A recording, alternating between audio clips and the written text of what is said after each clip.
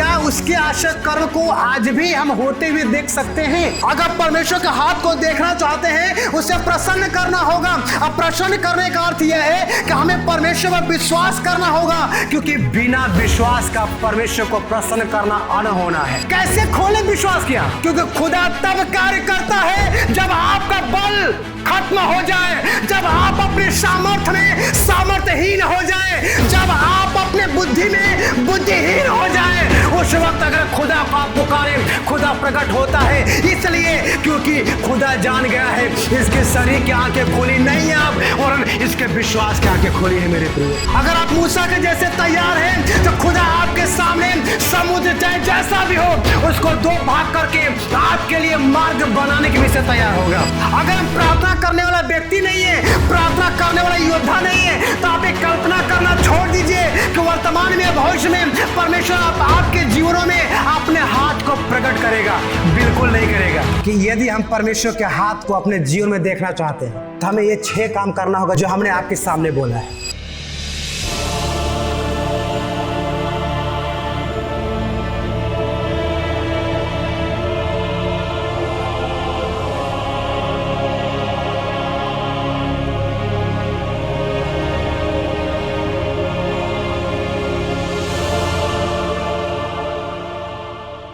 Hallelujah, hallelujah.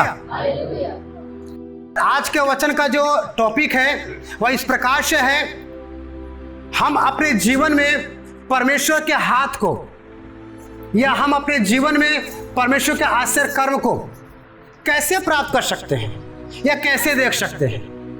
अर्थात इसी topic के आधार पर आज परमेश्वर ने हमें अपने वचन के संग तैयार किया है, ताकि हम परमेश्वर के अनुग्रह से, हम पवित्र आत्मा की मदद से वह वचन जो परमेश्वर ने हमें प्रकट किया है आपके सम्मुख प्रकट कर सके।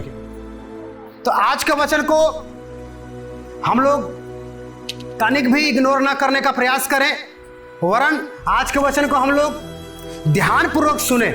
जो परमेश्वर आज कहना चाहता है उसको हम लोग अपने हृदय में रखें, और हृदय में रखने के बाद जो परिवर्तन आना चाहिए आज का वचन के थ्रू, वह परिवर्तन हम लोग अपने आप में आने दें, ताकि परमेश्वर की महिमा हो।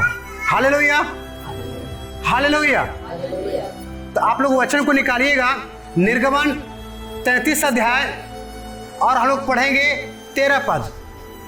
और अब यदि मुझ पर तेरे अनुग्रह की दृष्टि हो, हालेलुया, यहां पर लिखा है मेरे प्रियो, और अब यदि मुझ पर तेरे अनुग्रह की दृष्टि हो तो मुझे अपनी गति समझा दे, जिससे जब मैं तेरा ज्ञान पाऊं तब तेरे अनुग्रह की दृष्टि मुझ पर बनी रहे।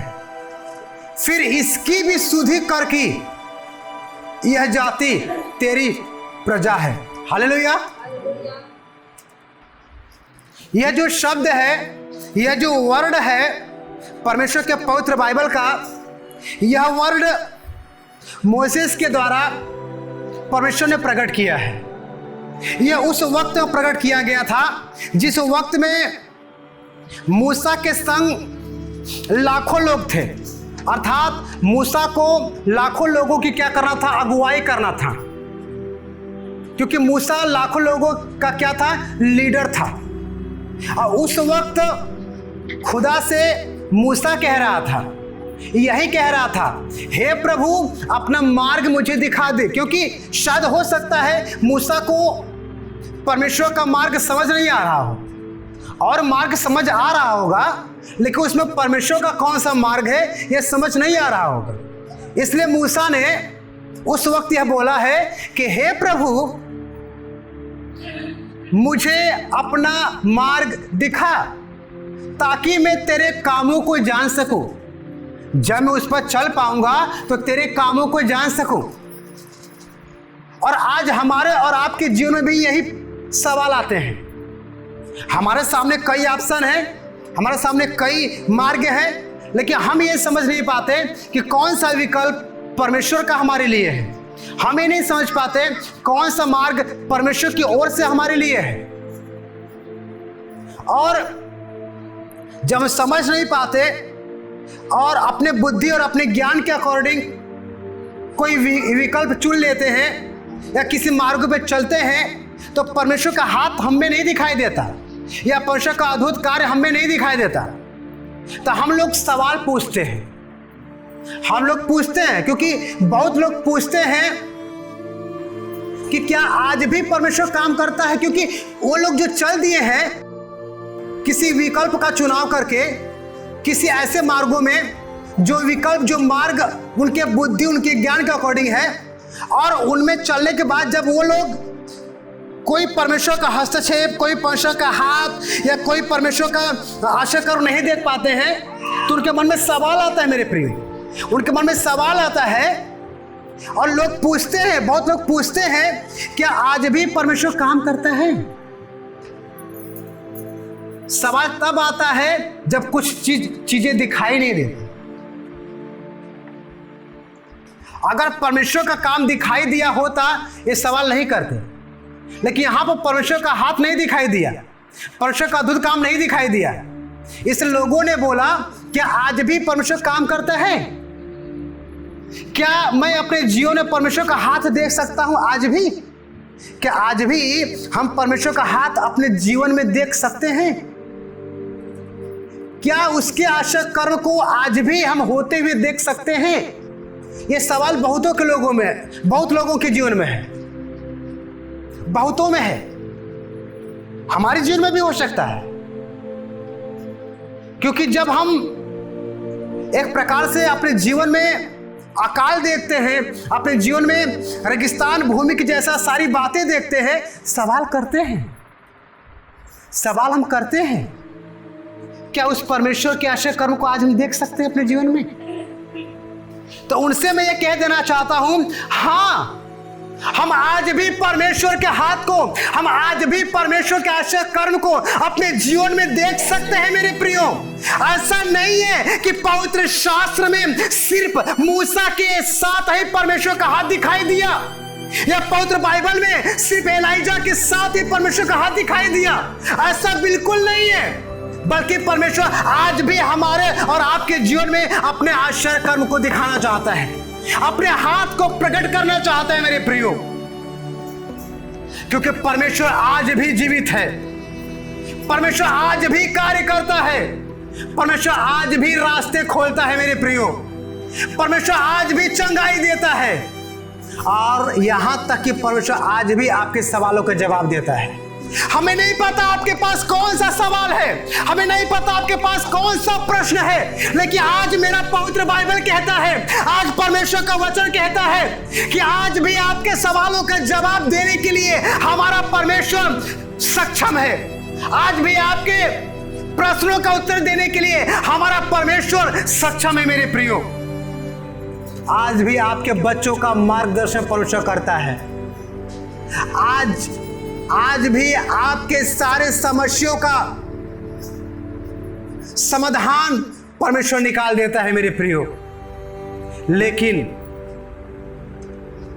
कई बार जब परमेश्वर कार्य कर रहा होता है हम उसके कार्य को पहचान नहीं पाते, हम उसके कार्य को समझ नहीं पाते, और न समझने की वजह से हम लोग सोचते हैं कि शायद परमेश्वर का हाथ हमारे जीवन में नहीं है, परमेश्वर का आशा कर्म हमारे जीवन में नहीं है।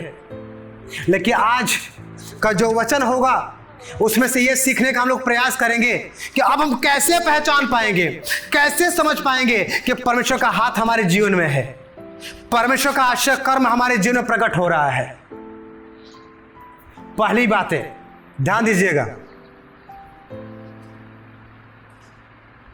पहली बात है, अगर आप परमेश्वर के हाथ को अपने जीवन में देखना चाहते हैं, अगर परमेश्वर के आश्चर्य कर्म को अपने जीवन में देखना चाहते हैं, तो पहला आपका स्टेप होगा, पहला आपका कार्य होगा कि आपको विश्वास की आंख खोलना पड़ेगा। आपको अपना विश्वास वाला आंख खोलना पड़ेगा। आपके मन में सवाल आ सकता है, ये कैसा आंख है? हमारे पास आंख तो शरीर वाला है, हाँ, लेकिन परमेश्वर इस शरीर की आंखें खोलने की विषय नहीं कह रहा है सिर्फ, बल्कि परमेश्वर कह रहा है कि हमारे भीतर, हमारे आत्मा में एक आंख है जो विश्वास वाली आंख कहलाती है। उस विश्वास वाली आंख को खोलना पड़ेगा। आप ये समझ पा रहे हैं आपके घर में आपके पति बीमार हैं, आप ये समझ पा रहे हैं आपके घर में आपके बच्चे आपकी बातें नहीं मानते, आप ये देख पा रहे हैं कि आपके घर में अनेकों समस्याएं हैं, लेकिन इन सारे बातों में परमेश्वर का हाथ आपको दिखाई नहीं दे रहा है, परमेश्वर का आश्चर्य कर्म आपको दिखाई नहीं दे रहा है। और आज परमेश्वर का वचन आपसे कहता है, अगर आप देखना चाहते हैं परमेश्वर के हाथों को, अगर आप देखना चाहते हैं परमेश्वर के आश्चर्य कर्म को, तो पहला कार्य आप कीजिएगा, अपने विश्वास की आंखें खोल दीजिएगा। क्योंकि इब्रानियों 11 अध्याय के 6 पद में लिखा गया है मेरे प्रियो कि और विश्वास के बिना परमेश्वर को प्रसन्न करना अनहोना है। अगर परमेश्वर के हाथ को देखना चाहते हैं, उसे प्रसन्न करना होगा। अब प्रसन्न करने का अर्थ यह है कि हमें परमेश्वर पर विश्वास करना होगा, क्योंकि बिना विश्वास का परमेश्वर को प्रसन्न करना अनहोना है, असंभव है मेरे प्रियो। क्योंकि कई बार परमेश्वर के कार्य को देखने के लिए हम अपने शरीर की आंखें सिर्फ खोलते हैं, लेकिन परमेश्वर का कार्य नहीं दिखाई देता है। और अब परमेश्वर आज कह रहा है, परमेश्वर के आश्चर्य कर्म को देखने के लिए आपको विश्वास की आंख खोलनी पड़ेगी। कैसे खोले विश्वास की आंख? कैसे खोले? शरीर की आंखें तो हम समझ पा रहे हैं कि आंखें हमने बंद कर दी, आंखें हमने खोल दिया, लेकिन विश्वास की आंखें तो हमें दिखाई नहीं दे रही है। फिर कैसे जानें कि हम विश्वास की आंखें खोल रहे हैं? कैसे हम विश्वास की आंखें खोलें? मेरे प्रियो, मैं आपको बतला दूं, जब आपके जीवन में, जब आपके लाइफ में परिस्थितियां खराब जैसा लग रहा हो, जब आपके जीवन में ऐसा लग रहा हो कि सब कुछ खराब चल रहा है, सब कुछ बिगड़ रहा है, और उस वक्त भी अगर आप परमेश्वर में बने हैं, उस वक्त भी यदि आप प्रार्थना में बने हैं, उस वक्त भी यदि आप प्रभु में बने हैं, तो आप अपने परिस्थिति की ओर, आप अपने समस्या की ओर, आप अपने कष्टों की ओर नोटिस ना करके, ध्यान न दे करके, सिर्फ आप अपने मुख से एक ही बात कहिए, अपने विश्वास वाली आंख से मन में एक ही कल्पना कीजिए, यही कीजिए कि इस सिचुएशन में भी परमेश्वर हमारे साथ है, इस कष्ट में भी परमेश्वर का हाथ हमारे जीवन में है। वर्तमान में कोई मार्ग दिखाई नहीं दे रहे, फिर भी परमेश्वर हमारे लिए रास्ता बनाएगा, फिर भी परमेश्वर हमारे लिए मार्गों को खोलेगा। कुछ भी नहीं हो पा रहा है हमारे जीवन में, फिर भी आप कहिए उसका हाथ अब भी मुझ पर है, अब भी वो बहुत कुछ करेगा हमारे जीवन में। और जब इस प्रकार के शब्दों का प्रयोग करते हैं, जब इस प्रकार के विचारों का प्रयोग करते हैं मेरे प्रियो, तो इसी विचार का प्रयोग करने को या इसी शब्दों का प्रयोग करने को कहते हैं विश्वास की आंखें खोलना। क्योंकि आपको जो उम्मीद लगा है वो खुदा पे लगा है, न कि अपने आप पे लगा है। जैसा कि हम लोगों ने पढ़ा था मेरे प्रियो अय्यूब 1 अध्याय में कि अय्यूब का जब सब कुछ खत्म हो गया तो उसने अपने शरीर की आंखों से देख रहा है सब कुछ खत्म हो गया, बच्चे खत्म हो गए, सारी संपत्ति खत्म हो गया,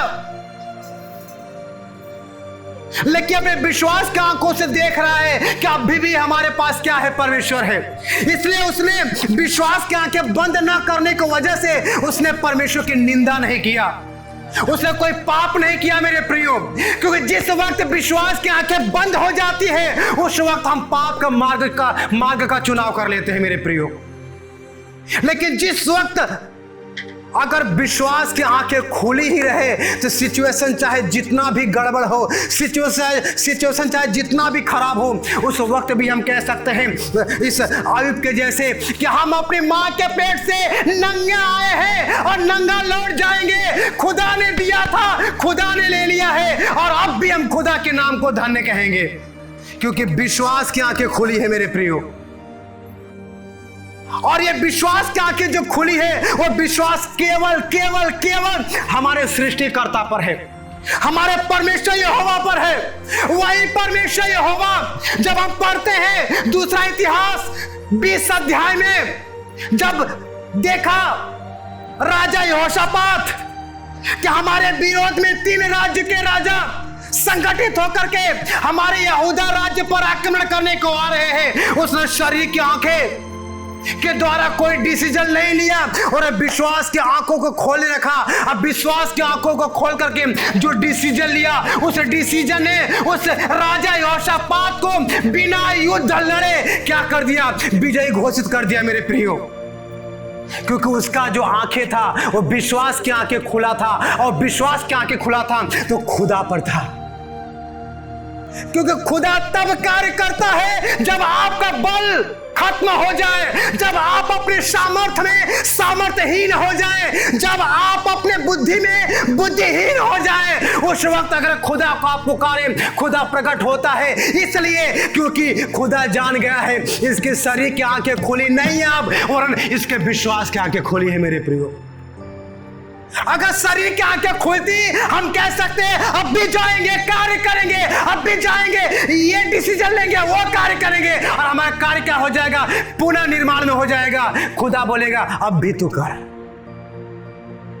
अभी मेरी तरफ से कोई मदद आपको प्राप्त नहीं होगा, तुमको प्राप्त नहीं होगा। क्यों नहीं? क्योंकि तुमने शरीर की आंखें खोलकर काम किया है, विश्वास की आंखें नहीं खोला है मेरे प्रियो।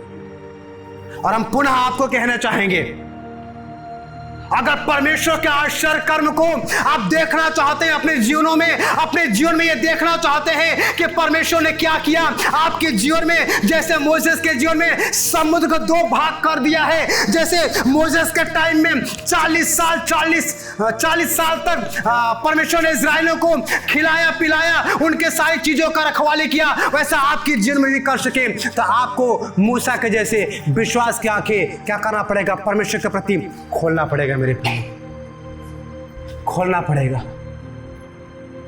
मैं पुनः इस बातों को दोहराना चाहता हूं, जब मूसा ने देखा मेरे प्रियो कि हम इजरायली को लेकर के मिस्र से निकल आए हैं, 22 से 30 लाख इजरायली मेरे अगुवाई में आ चुके हैं, मेरे पीछे हैं और आगे कोई मार्ग दिखाई नहीं दे रहा है।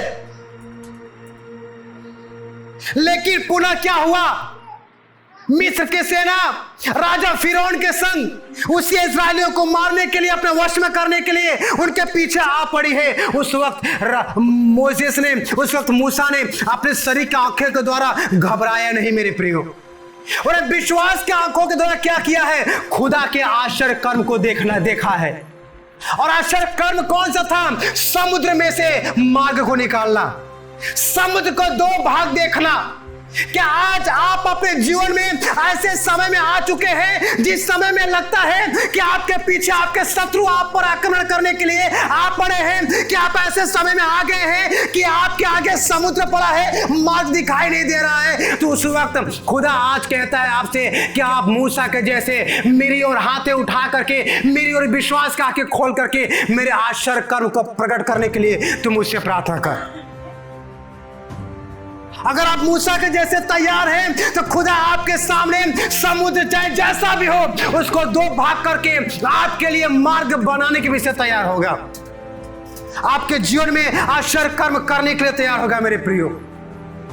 तो पहली बात है हम लोगों ने सीखा कि परमेश्वर के आश्चर्य कर्म को, परमेश्वर के हाथ को अगर अपने जीवन में देखना चाहते हैं तो पहला कार्य हमें करना पड़ेगा, परमेश्वर के प्रति अपने विश्वास की आंखें खोलना पड़ेगा। और अपने विश्वास की आंखें जब हम खोलेंगे तब परमेश्वर क्या करेगा, हमारे और आपके जीवन में अपने हाथों को प्रकट करेगा। लेकिन सेकेंड जो स्टेप है, दूसरा जो कार्य है मेरे प्रियो, वह यह है कि हमें प्रार्थना करने वाला व्यक्ति बनना पड़ेगा। अगर हम परमेश्वर के आश्चर्य कर्म को देखना चाहते हैं तो हमें प्रार्थना करने वाला योद्धा बनना पड़ेगा। अगर हम प्रार्थना करने वाला व्यक्ति नहीं है, प्रार्थना करने वाला योद्धा नहीं है, तो आप एक कल्पना करना छोड़ दीजिए कि वर्तमान में भविष्य में परमेश्वर आपके जीवनों में अपने हाथ को प्रकट करेगा। बिल्कुल नहीं करेगा, क्योंकि जब परमेश्वर के हाथ को प्रकट करना चाहा, कौन? एलाइजा। किस टाइम में? 3.5 साल का काल के टाइम में क्या हो? परमेश्वर का आश्चर्य कर्म प्रकट हो। क्या करने के लिए? अकाल की समाप्ति के लिए। तो वो यूं ही जाकर के घर में सोया नहीं रहा, वो यूं ही जाकर के घर में बिस्तर पर लेटा नहीं रहा, वो यूं ही जाकर के चार मित्रों के संग ठट्ठा नहीं करता रहा, बल्कि उसने क्या किया है? अपने आप को अपने सेवक के संग लिया है और एक पहाड़ के चोटी पर चढ़ गया है। क्या करने के लिए? प्रार्थना करने के लिए। क्योंकि उसे पता था अगर परमेश्वर के आश्चर्य कर्म को देखना है तो हमें घुटने पर आकर खुदा से प्रार्थना करना पड़ेगा। जब उसने प्रार्थना किया तो अपने जीवन में देख पाया, अपने सिचुएशन में देख पाया। 3.5 साल का काल खत्म हो पाया है। 3.5 साल का काल को खत्म होते हुए, भारी बारिश को होते हुए देख पाया है मेरे प्रियो। क्योंकि परमेश्वर बार बार कहता है अपने वचनों में, जैसा कि हम पढ़ते हैं यिर्मयाह 33:3 में, परमेश्वर कहता है मुझसे प्रार्थना कर, मुझसे विनती कर, और जब तू मुझसे प्रार्थना करेगा, जब तू मुझसे विनती करेगा तो मैं तेरी सुनकर तुझे बड़ी बड़ी और कठिन बातें बताऊंगा जिन्हें तू नहीं समझता, जिन्हें तू नहीं समझता। सच में मेरे प्रियो, अगर आप देखना चाहते हैं अपने जीवनों में परमेश्वर के आश्चर्य कर्म को, यदि आप देखना चाहते हैं अपने जीवनों में, अपने फैमिली में परमेश्वर के हाथों को, आपको प्रार्थना करना पड़ेगा। आपको प्रार्थना योद्धा बनना पड़ेगा। आपको प्रार्थना करने वाला व्यक्ति बनना पड़ेगा। क्योंकि अगर प्रार्थना नहीं है, परमेश्वर का हाथ नहीं है, अगर प्रार्थना नहीं है, परमेश्वर का आश्चर्य कर्म नहीं है, अगर प्रार्थना नहीं है, आपके आगे का समुद्र 2 भाग नहीं होगा। अगर प्रार्थना नहीं है, 3.5 साल का काल खत्म नहीं होगा। अगर प्रार्थना नहीं है तो 18 वर्ष का रोग भी खत्म नहीं होगा मेरे प्रियो। अगर आप चाहते हैं ये सब कुछ खत्म हो और आश्चर्य कर्म खुदा का प्रकट हो, आपको करना क्या पड़ेगा? प्रार्थना करना पड़ेगा मेरे प्रियो। आपको प्रार्थना करना पड़ेगा मेरे प्रियो। क्योंकि परमेश्वर बार बार कहता है मुझे पुकार, मैं तुझे उत्तर दूंगा और बड़ी बड़ी और कठिन बातें बताऊंगा, लेकिन तब बता पाऊंगा जब तू मुझसे प्रार्थना करेगा, तब बता पाऊंगा जब तू मुझे पुकारेगा। क्या हम चाहते हैं कि खुदा हमको बोले? क्या हम चाहते हैं खुदा हमसे बातचीत करे? क्या हम चाहते हैं कि खुदा हमारे जीवनों में अपने आप को प्रकट करे? करना पड़ेगा प्रार्थना, करना पड़ेगा प्रार्थना मेरे प्रियो। क्योंकि जो व्यक्ति प्रार्थना करता है वह परमेश्वर की आवाज को सुनता है मेरे प्रियो। जो व्यक्ति प्रार्थना करता है वो परमेश्वर का दिशा पाता है, वो परमेश्वर का मार्ग प्राप्त करता है। जो व्यक्ति प्रार्थना करता है वो परमेश्वर के चमत्कार को देखता है मेरे प्रियो। बिना प्रार्थना करने वाला कल्पना करते करते जवानी से बुढ़ापे तक चला जाएगा, लेकिन कोई भी बदलाव इसलिए नहीं होगा क्योंकि बिना प्रार्थना का अगर खुदा आपकी जीवन में आश्चर्य कर्म कर दे तो हमारे जैसे सवाल खुदा को करने वाले 1000 पैदा हो जाएंगे। खुदा हम तो इतने प्रार्थना किए और बिना प्रार्थना करके कैसे प्राप्त किया? इसलिए खुदा न्यायी है और अपने न्याय में कोई कंप्रोमाइज नहीं करता। वो न्यायी है और सही न्याय करता है। संसार के कोर्ट में जो न्यायाधीश रहते हैं उसके समान वो न्याय नहीं करता। वो पक्षपात कर सकते हैं लेकिन हमारा खुदा यहोवा बिल्कुल नहीं। इसलिए मेरे प्रियो, बहुत लोग चमत्कार तो देखना चाहते हैं, बहुत लोग अपने परिवार को बदलते हुए देखना चाहते हैं, बहुत लोग अपने जीवनों में परमेश्वर कार्य को तो देखना चाहते हैं, लेकिन वो प्रार्थना नहीं करते हैं, वो प्रार्थना नहीं करते हैं।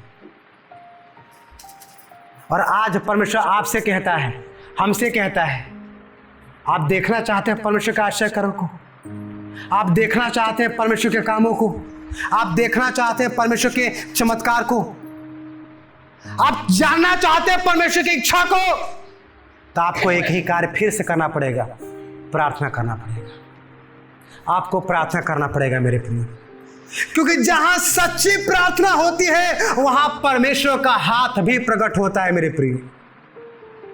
जहां पर सच्ची प्रार्थना होती है वहां पर परमेश्वर का आश्चर्य कर्म भी प्रकट होता है मेरे प्रियो। तो हम लोगों ने 2 बातें सीखा। अगर परमेश्वर के हाथ को देखना चाहते हैं, पहला कार्य करना पड़ेगा हम अपने विश्वास की आंखें खोलें। दूसरा कार्य हम लोगों ने देखा, अगर हम परमेश्वर का आश्चर्य कर्म को देखना चाहते हैं तो हमें प्रार्थना करने वाला व्यक्ति बनना पड़ेगा। लेकिन तीसरा स्टेप भी है मेरे प्रियो, तीसरा कदम भी हमें लेना पड़ेगा, तीसरा कार्य भी हमें करना पड़ेगा। वो कार्य है हमें आज्ञाकारिता में आना पड़ेगा, हमें परमेश्वर के आज्ञाकारिता में आना पड़ेगा। अगर परमेश्वर के आश्चर्य कर्म को देखना चाहते हैं तो हमें परमेश्वर के वचनों में, परमेश्वर के आज्ञाओं में आना पड़ेगा मेरे प्रियो। क्योंकि ध्यान दीजिएगा, क्योंकि बिना परमेश्वर के आज्ञाकारिता के आपके जीवन में परमेश्वर कार्य नहीं करेगा। आज जो मैं कुछ पॉइंट बताने का प्रयास करूं, जो ये तीसरा पॉइंट है, इसको ध्यानपूर्वक सुनिएगा। अगर इसको सुनकर समझ करके अगर आज से लागू करेंगे तो अगले संडे आने से पहले जो जरूरत होगा, खुदा की दृष्टि में टाइम होगा, वो इस सप्ताह में खुदा कर चुका होगा आपके परिवार में, आपके जीवन में मेरे प्रियो। तीसरा पॉइंट हम लोगों ने क्या देखा है? अगर हम परमेश्वर के आश्चर्य कर्म को देखना चाहते हैं तो हमें क्या करना पड़ेगा?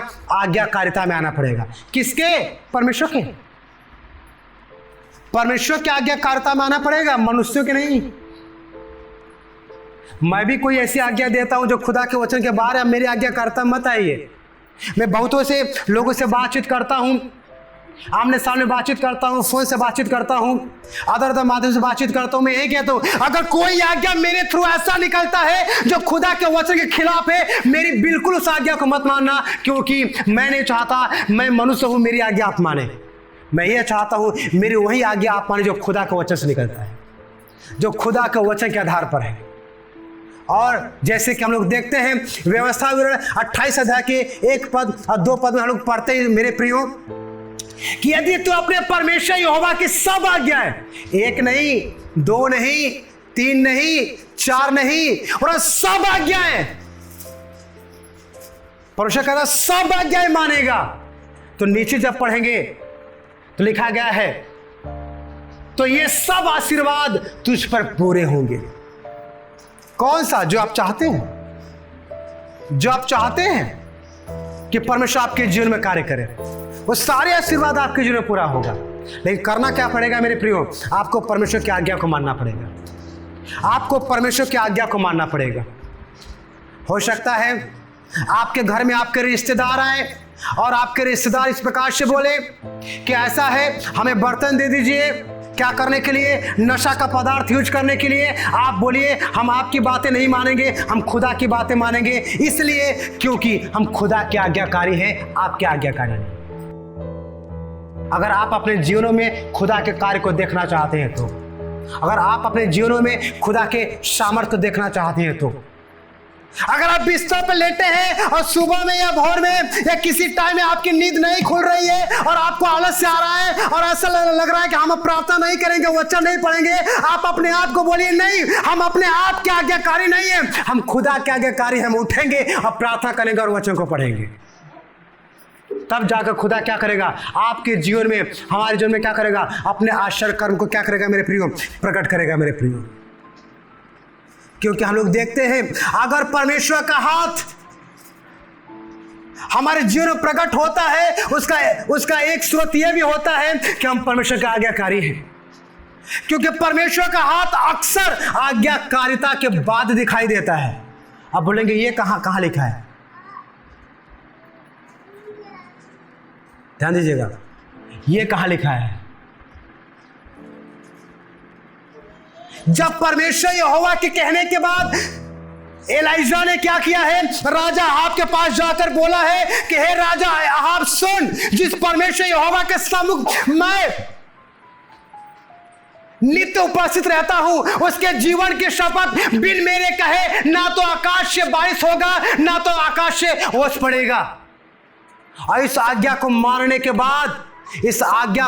के बाद जब दूसरी आज्ञा इस एलाइजा को प्राप्त हुआ है तो करित नामक नाले में जाकर छिप जा। और जब इस आज्ञा को माना है एलाइजा ने, वो नहीं जानता था कि आगे क्या होगा, कहां से भोजन आएगा, कहां से जल आएगा, उसे नहीं पता था। बस उसे यह पता था खुदा ने बोला है, खुदा ने बोला है। राजा अहाब से कहने के लिए खुदा ने बोला है करित नामक नाले में छिपने के लिए, और हम खुदा के आज्ञाकारी हैं। हम खुदा के आज्ञाओं में जाकर के क्या करेंगे? उसके आज्ञा के अनुसार करित नामक नाले में छिप जाएंगे। और जब वो जाकर छिपा है मेरे प्रियो, बाइबल हमारी बतलाती है कि जब तक वो छिपा रहा खुदा के टाइम के अकॉर्डिंग, तब तक खुदा ने उसके खाने और पीने का क्या किया है? प्रबंध किया है एक कौवे के द्वारा।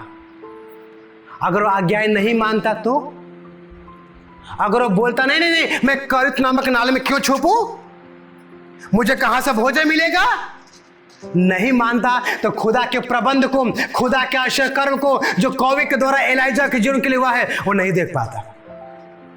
मैं आपको सेकेंड गवाही बताने का प्रयास करूंगा मेरे प्रियो। जब एस्तर की कहानी लोग पढ़ते हैं, एस्तर की कहानी में लोग देखते हैं कि जिस प्रकार से राजा ने क्या किया है, यहूदियों को मारने का जो षड्यंत्र किया मेरे प्रियो, और एस्तर ने खुदा के अनुग्रह से, खुदा की अनुमति में जब 3 दिन को उपवास का प्रार्थना का आज्ञा निकलवा दिया है मोर्दकै के साथ, अन्य यहूदियों के साथ, और जब इस आज्ञा को, जो खुदा का आज्ञा है, जब उन लोगों ने क्या किया है, मानना शुरुआत किया है, उस आज्ञा को जब माना है मेरे प्रियो, तो देख पाया है किस प्रकार से खुदा ने यहूदियों का प्राण बचा लिया, किस प्रकार से खुदा ने यहूदियों के पक्ष में खड़ा हो गया मेरे प्रियो।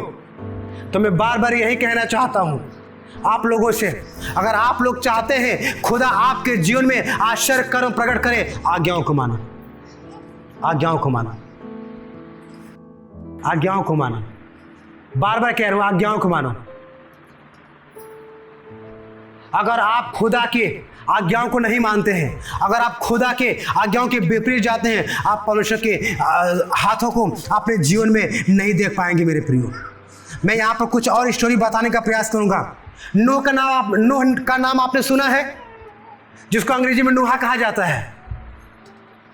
जब परमेश्वर ने देखा पृथ्वी पाप से भर गई है, जब परमेश्वर ने देखा जिसको मैंने अपना हस्तकृति करके सृजा है, वो लोग क्या कर दिए, बिगड़ गए हैं। परमेश्वर क्रोध में आकर बोला है, अब मैं पृथ्वी को नाश कर दूंगा, उनमें जितने चीजों को बना सबको मैं नाश कर दूंगा। उस टाइम में खुदा ने नूह पर दृष्टि किया। नूह क्या था, अपने परिवार समेत धर्मी जन था। जब नूह अपने परिवार समेत धर्मी जन जान पड़ता था, तो खुदा ने बोला था नूह को, नूह तू मेरे दृष्टि में धर्मी है, तेरा परिवार मेरे दृष्टि में धर्मी है, इसलिए मैं तुझे आज्ञा देता हूं तुझे बचाने के लिए। आज्ञा क्या देता हूं, आज्ञा यह देता हूं, तू एक जहाज बना और उस जहाज को बना, और जहाज जब बन जाएगा तो अपने परिवार समेत और सारे पशुओं और पक्षियों और जंतुओं के एक एक जोड़ा समेत क्या करना, उस नाव में, जहाज में प्रवेश करना। तो मैं क्या करूंगा, अपने आश्चर्य कर्म को दिखाऊंगा।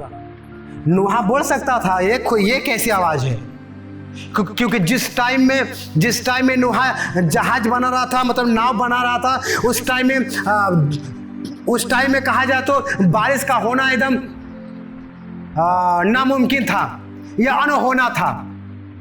इसलिए जब हम लोग देखते हैं वचन को, तो लिखा गया है कि जब नूहा नाव बना रहा था, लोग ठट्ठा उड़ाते थे, अरे नूहा तू चलाएगा कहाँ, नूहा तू की इस नाव को तू कहाँ ले जाएगा, क्या किसी बर्तन में पानी लेकर आएगा इस नाव को चलाने के लिए। नूहा का लोग मजाक उड़ाए। इसका मतलब है कि जिस टाइम में नूहा ने खुदा की आज्ञा मानी, लोगों की दृष्टि में बेवकूफ नजर आ रहा होगा, क्योंकि उस टाइम में जल ज्यादा नहीं था, उस टाइम में बारिश नहीं था, उस टाइम में और भी बातें नहीं था मेरे प्रियो।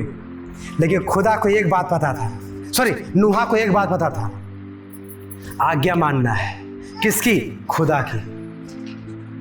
सोचिए 120 साल लग गए हैं नाव को बनाने में, 1 साल नहीं, 2 साल नहीं, 120 साल लग गए नाव को बनाने में। 120 साल तक न जाने कितनी बार वो लोगों के द्वारा सुनता रहा होगा, अरे नूहा तू मूर्ख है, तू बेवजह मेहनत कर रहा है, नाव कहाँ चलाएगा, पानी नहीं है, कोई झील नहीं, कोई झरना नहीं, कोई नदी नहीं, तू मूर्खता का काम कर रहा है। लेकिन नूहा ने किसी की नहीं सुना, बस सुना किसकी? खुदा की आज्ञा। सुना किसकी? खुदा की बातें। क्योंकि नूहा को पता था खुदा की अगर आज्ञा मानेंगे तो खुदा क्या करेगा, अपने हाथ को प्रकट करेगा। 120 साल बीता है मेरे प्रियो, 120 साल जब खत्म हुआ है और खुदा ने जब बोला तूने नाव बना लिया, अब सब कुछ जो मैंने बोला उन सारी चीज़ों को लेकर अब तू अपने परिवार समेत अपने नाव में जा। जब नाव में गया है तो खुदा ने दिखाया है अपना हाथ नूहा के जीवन में। लेकिन अगर नहीं मानता बात, तो नहीं मानता आज्ञाएं, तो नहीं देखता मेरे प्रिय, नहीं देखता। इसलिए मैं आपको बार बार कहता हूं, अगर खुदा की आज्ञा आप मानेंगे तो खुदा क्या करेगा, आपके जीवन में अपने हाथ को दिखाएगा। जब पतरस सारी रात नाव डाल करके सारी रात झील में जाल डाल करके परेशान हो गया, कोई मछलियां नहीं हुआ, कोई मछलियां नहीं पकड़ा गया, और निराश होकर के जब बाहर आया, उस टाइम में यीशु ने बोला, पतरस तू क्यों निराश है? पतरस ने बोला, खुदा, प्रभु, गुरु, हमने सारी रात परिश्रम किया लेकिन एक भी मछलियां हमारे हाथ नहीं लगी। प्रभु यीशु ने बोला, नाव को गहरे जल की तरफ ले चल। प्रभु यीशु ने बोला, एक बार मेरे कहने से नाव डाल दे। पतरस कह सकता था, अरे यीशु तू तो बढ़ई का बेटा है, लेकिन मैं तो मछुआरे का ही एक प्रकार से कहा जाए तो बेटा हूं, मैं जन्म से मछुआरा हूं, मुझे अनुभव है, मुझे एक्सपीरियंस है किस टाइम में जाल डाला जाएगा, किस टाइम में मछली पड़ेगा, किस टाइम में क्या होगा। और तू मुझे क्यों सिखा रहा है? जिस टाइम में तू कह रहा है जाल डालने के लिए, उस टाइम में बिल्कुल मछली नहीं आएगी, बिल्कुल भी मछली नहीं आएगी। लेकिन पतरस ने खुदा की बातों की इनकार नहीं किया। सिचुएशन इनकार के जैसा था, सिचुएशन इनकार करने वाला था, लेकिन इनकार नहीं किया, बल्कि क्या बोला? यीशु ने बोला है, यीशु ने आज्ञा दिया है, तो हम चलेंगे। कहाँ? गहरे जल में। क्या डालने के लिए? जाल। और यीशु के कहने के अनुसार मेरे प्रियो, पतरस ने क्या किया है? जा करके गहरे जल में जाल को डाला है। और बाइबल हमारी बतलाती है कि जब उसने जाल को डाला है खुदा की आज्ञा मान करके, तो अपने पूरे जीवन भर में जितना मछली नहीं देखा था, उस आज्ञा को मानने के बाद मछली को अपने जाल में आते हुए देखा। मेरे प्रियो, कैसे? आज्ञा को माना। आज हमें और आपको भी कहा जा रहा है, आज्ञा को मानिए, आज्ञा को मानिए, क्योंकि आप आज्ञा को मानेंगे तो खुदा क्या करेगा? अपने हाथ को, अपने आशा कर्म को आपके जीवन में प्रकट करेगा। मेरे प्रियो, क्योंकि जब हम परमेश्वर की आज्ञा मानते हैं, जब हम परमेश्वर की बात मानते हैं, तो असंभव बातें भी हमारे लिए संभव हो जाता है, असंभव काम भी हमारे लिए संभव हो जाता है। लेकिन आज्ञा को मानना है, आज्ञा को मानना है। हम लोगों ने 3 बातें सीखा, आइए हम लोग चौथी बातें सीखने का प्रयास करेंगे, क्योंकि आज 6 पॉइंट हम लोग क्या करेंगे? ध्यान देंगे। चौथी बात यह है, अगर हम लोग परमेश्वर के हाथ को देखना चाहते हैं मेरे प्रियो, तो हम लोगों को धन्यवाद करने वाला व्यक्ति बनना पड़ेगा परमेश्वर के कार्य के लिए। क्योंकि कई बार क्या होता है, हम बड़े बड़े चीज़ों के लिए परमेश्वर को धन्यवाद करते हैं, लेकिन वचन में बताता है, पहला थिस्सलुनीकियों 5 अध्याय 18 पद में, हर बात में धन्यवाद करो, क्योंकि तुम्हारे लिए मसीह यीशु में परमेश्वर की यही इच्छा है। हर बात में। हर बात का मतलब ये है, आप सुबह जगे, आप देख रहे हैं कि आपका परिवार सही सलामत दिखाई दे रहा है, खुदा तेरा धन्यवाद हो, मेरा परिवार सही सलामत दिखाई दे रहा है। आपके बच्चे घर से कहीं जा रहे हैं, फिर वापस आ गए सुरक्षित, आप खुदा को धन्यवाद दीजिए, खुदा मेरे बच्चे को तू सही सलामत क्या किया है? वापस लाया है। क्योंकि हम आए दिन सुनते हैं घटनाएं कि कोई व्यक्ति घर से बाहर निकला, लेकिन कुछ टाइम बाद खबर आई, अरे फला नाम का व्यक्ति इस जगह में उसका दुर्घटना हो गया और काफी ज्यादा गंभीर हालत में चला गया, या कभी कभी मृत्यु में चला गया। लेकिन खुदा तेरा धन्यवाद कि मेरे बच्चे, मेरे पति, मेरा परिवार बाहर गया और सुरक्षित वापस आए। मेरे प्रियो, हमें हर बातों में धन्यवाद देना है। जब भोजन आता है तो एक मसीहियों की आदत होती है, शायद मुझे नहीं पता आपकी आदत थी है या नहीं है, लेकिन एक मसीही व्यक्ति की आदत होती है, जब भी उसके हाथ में कुछ भी खाद्य पदार्थ आता है, उसकी हृदय से एक ही शब्द निकलता है, खुदा तेरा धन्यवाद इसके लिए। क्यों? क्योंकि हमें नहीं पता कि आज हमें ये जो नसीब हो रहा है, आज हमें ये जो प्राप्त हो रहा है, ये खुदा की कृपा नहीं होता तो कहां से प्राप्त होता। क्योंकि कई लोग बहुत कुछ प्राप्त करने के लिए मेरे प्रियो क्या क्या कर रहे हैं, लेकिन उनको प्राप्त नहीं हो पा रहा है। लेकिन खुदा तेरा धन्यवाद हो कि खुदा के अनुग्रह से क्या हुआ है, हमें प्राप्त हुआ है। क्योंकि कई लोग केवल बड़ी बातों में परमेश्वर को ढूंढते हैं, लेकिन परमेश्वर छोटी छोटी बातों में भी कार्य करता है। मेरे प्रियो, छोटी छोटी बातों में भी परमेश्वर को धन्यवाद दीजिए। अगर आज सांसें भी चल रही है, खुदा तेरा धन्यवाद कि सांसें रुका नहीं। अभी कल शाम को मेरे घर के फ़ोन पर एक कॉल आया था इस प्रकार से कि कोई महिला है, कोई बहन है, उनकी सांसें थम गई है। और ज़्यादा उम्र नहीं है, 22 से 25 साल तक उम्र है, शादी हो चुका है, एक बच्चे हैं, और उस वक्त में क्या हुआ है, उसकी सांसें नहीं आ रही है। भैया प्रार्थना कीजिए ताकि उसकी सांसें आने पाए। खुदा हमारी सांसें नहीं रोका है, खुदा हमारी सांसें नहीं रोका है, इसके लिए भी खुदा को धन्यवाद बनता है, इसके लिए खुदा को हम धन्यवाद देते हैं। आज हम सुरक्षित हैं। हमारे खिलाफ बहुत सारे हथियार आए हैं, हमारे खिलाफ बहुत सारी बातें आए हैं, लेकिन खुदा ने बचा कर रखा। खुदा का धन्यवाद हो। उदाहरण के लिए मैं आपको बता दूं मेरे प्रियो, जब हमने 5 मई को चर्च यूनिवर्सिटी का प्रोग्राम रखा, कुछ दिन पहले हमारे पास प्रबंध नहीं था ज़्यादा, क्योंकि ज़्यादा हमें मदद नहीं प्राप्त हुआ था लोगों का। और जब हम अपने लोगों से बातचीत कर रहे थे कि हमें ज़्यादा मदद प्राप्त नहीं हुआ है और हम प्रोग्राम जो कर रहे हैं उसमें इतना से इतना खर्च है, अब हम क्या करेंगे, हमें समझ नहीं आ रहा है। लेकिन खुदा का धन्यवाद, क्योंकि हमें इतना पता है हमारा भरोसा लोग नहीं, हमारा भरोसा खुदा है। अब खुदा ने ऐसा प्रबंध किया, सारी चीज़ों का प्रबंध हुआ, अब प्लस में बहुत कुछ बच गया। तो खुदा को उन बातों के लिए भी धन्यवाद। ऐसे ऐसे दरवाजे खुदा ने खोला जिसकी वजह से हम कल्पना करना भी नहीं किए थे। कल्पना करना भी हमारे लिए असंभव जान पड़ता है। तो हर एक बातों के लिए भी क्या करें लोग, खुदा का धन्यवाद करें मेरे प्रियो, क्योंकि ये सब जो भी हमारे टाइम के अकॉर्डिंग जो भी हमारे पास सहायता और मदद आता है वो परमेश्वर का ही कृपा होता है। परमेश्वर की सहायता से हमें मदद मिलता है, क्योंकि ये सब परमेश्वर को क्या, परमेश्वर का असर कर्म है जो स्पष्टता से हमारे और आपके जीवन में मेरे प्रियो दिखाई देता है।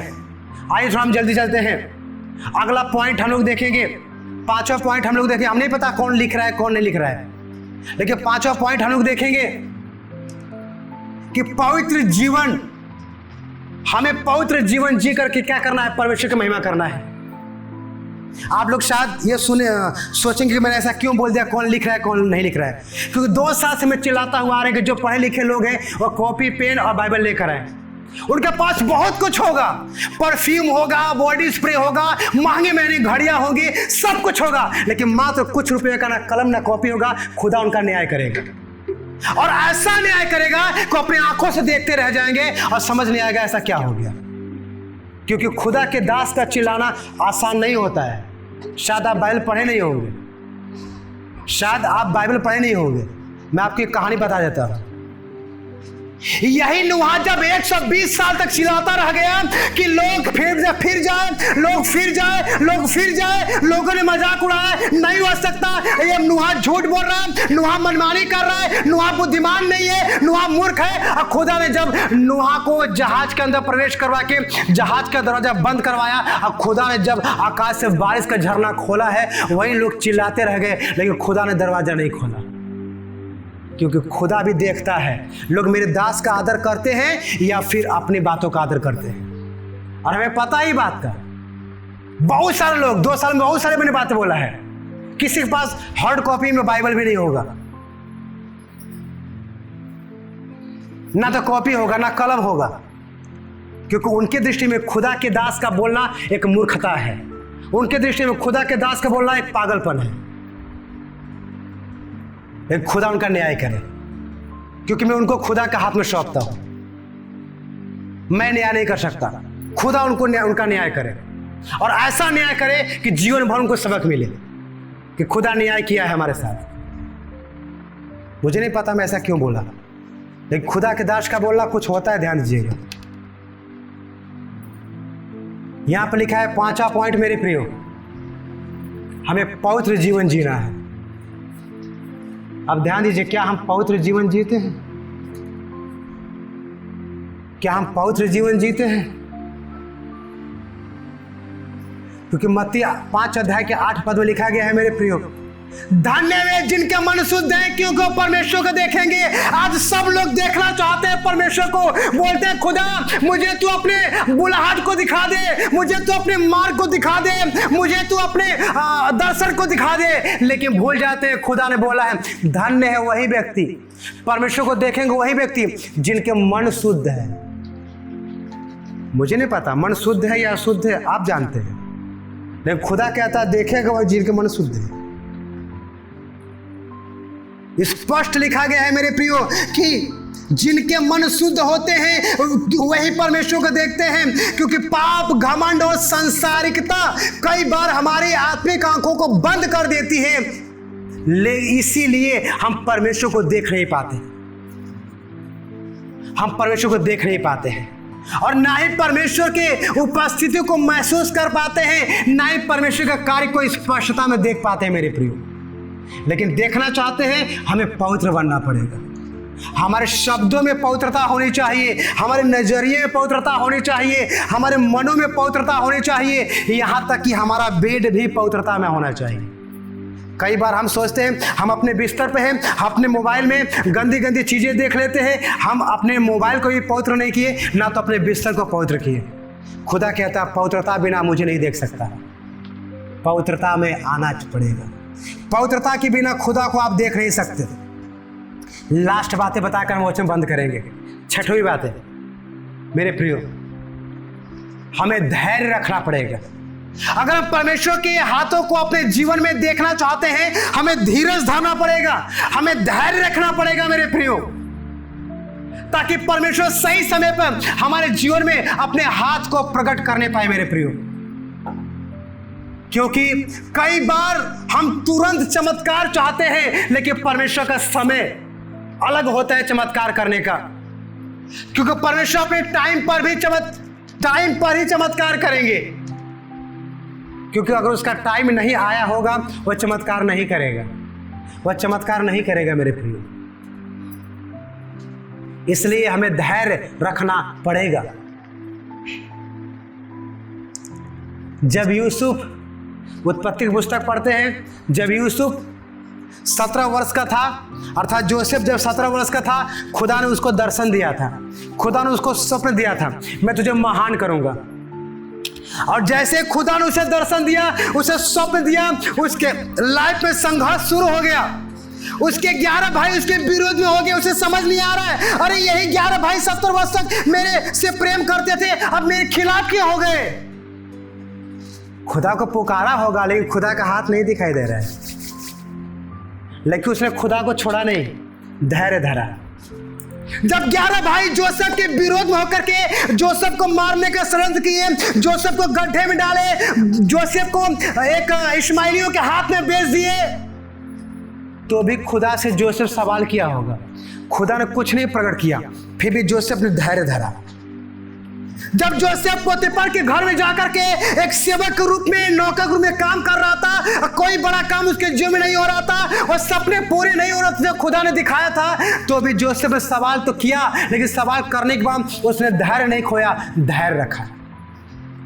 जब पोतीफर की पत्नी ने गलत आरोप लगाया जोसेफ पर कि इसने मेरे साथ सोने के लिए कोशिश किया है, और गलत आरोप लगाने से जोसेफ को जेल में डाला गया है और कई वर्षों तक जेल में रहा है, तब भी जोसेफ धैर्य नहीं खोया। और धैर्य नहीं खोने की वजह से मेरे प्रियो, बाइबल बतलाती है कि परमेश्वर ने उसे 30 साल की उम्र होने पर, 13 साल बीतने पर क्या किया है, वह सपना जो खुदा ने 17 साल दिया था पूरा होने में सहायता किया है। क्योंकि धैर्य रखना पड़ेगा, बिना धैर्य का आप कुछ नहीं कर सकते, धैर्य रखना पड़ेगा आपको। दाऊद ने भी जब चरवाहा था, वो भी दाऊद भी इंतजार किया, न जाने कितने वर्षों इंतजार किया, अब खुदा ने उसके धीरज का क्या किया है, आदर किया है। आयुब भी जब दुख में था, न जाने कितने वर्ष कितने महीने जब वो दुख में था, दुख में वो पाप नहीं किया, धैर्य धरा, धीरज धरा। खुदा न्याय करेगा, खुदा हमारे आनंद को लौटाएगा, खुदा हमें दुगुना सुख देगा। धैर्य धरा और खुदा ने इसके धैर्य का आदर किया और दुगुना आशीष किया मेरे प्रिय। इसलिए मैं बार बार आपसे कहता हूं कि यदि हम परमेश्वर के हाथ को अपने जीवन में देखना चाहते हैं, तो हमें ये 6 काम करना होगा जो हमने आपके सामने बोला है। पहला कार्य हम लोगों ने बोला है, पहला कार्य हमें करना होगा, हमें विश्वास की आंखें खोलना होगा मेरे प्रियो। दूसरा कार्य हमें करना होगा, हमें प्रार्थना करने वाला व्यक्ति बनना पड़ेगा। तीसरा कार्य हमें करना होगा, हमें आज्ञाकारिता में आना होगा। चौथा कार्य हमें करना होगा मेरे प्रियो कि हमें एक प्रकार से धन्यवादित होना पड़ेगा। और पांचवा कार्य हमें करना पड़ेगा, हमें पवित्र जीवन जीना पड़ेगा।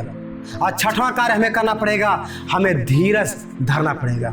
अगर ये 6 क्वालिटी आपके अंदर है, 6 गुण आपके अंदर है, खुदा आपके जीवन में आश्चर्य कर्म अवश्य करेगा।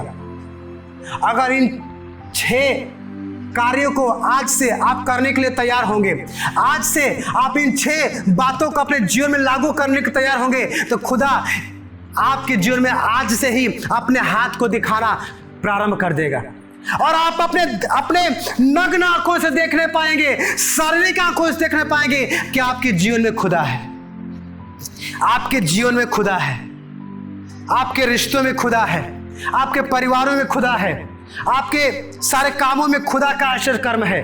अगर ये 6 कार्य होगा तो मैं पुनः दोहरा देना चाहता हूं मेरे प्रियो, अगर आप लोग परमेश्वर के हाथ को अपने जीवन में देखना चाहते हैं तो पहला कार्य आपको करना पड़ेगा, अपने विश्वास की आंखें खोलिए। दूसरा कार्य आपको करना पड़ेगा, परमेश्वर की आज्ञाकारिता में आइए। तीसरा कार्य आपको करना पड़ेगा, धन्यवादित होइए। चौथा कार्य आपको करना पड़ेगा, आपको प्रार्थना वाला व्यक्ति बनना पड़ेगा। पांचवा कार्य आपको करना पड़ेगा, पवित्र जीवन जीना पड़ेगा। और छठवां कार्य आपका है, धीरज धरना पड़ेगा। अगर ये 6 कार्य आप करने के तैयार हैं तो आप खड़े हो जाइए अपने स्थान पर।